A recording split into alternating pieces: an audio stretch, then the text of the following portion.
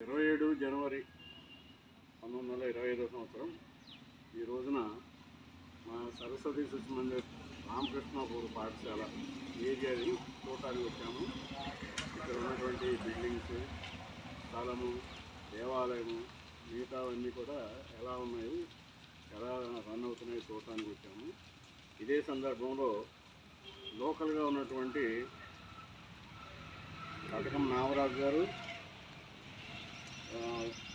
సంగం శ్రీధర్ గారు, దూట సమ్మయ్య గారు, దొంగ ప్రీతం గారు, పానుగంటి శ్రీనివాస్ గారు, కంచెర్ల శ్రీనివాస్ గారు మొదలైన వారు లోకల్గా మాకు మమ్మల్ని చూడటానికి వచ్చారు, మాతో కలిశారు.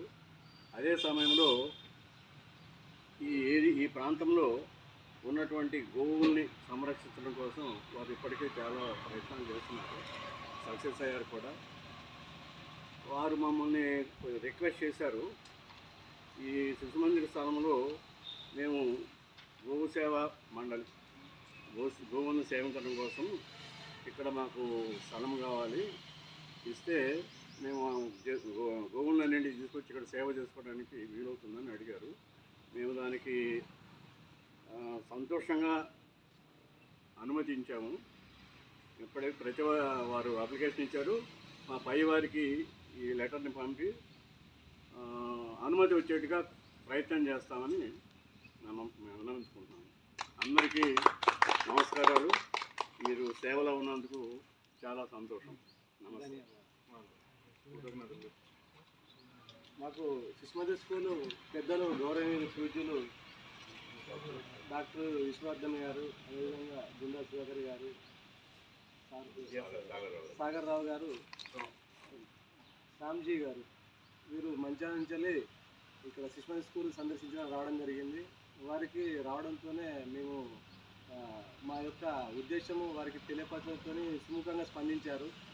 మూగజీవులు భూమి మీద అంతరించిపోతున్నాయన్న మంచి సంకల్పంతో మా కాన్సెప్ట్ వారికి నచ్చి ఇక్కడ గోశాలకు అనుమతి తెలియజేసినందుకు మా మూగజీవుల సేవా సంఘం తరఫున వారికి ప్రత్యేక కృతజ్ఞత తెలియజేస్తున్నాము.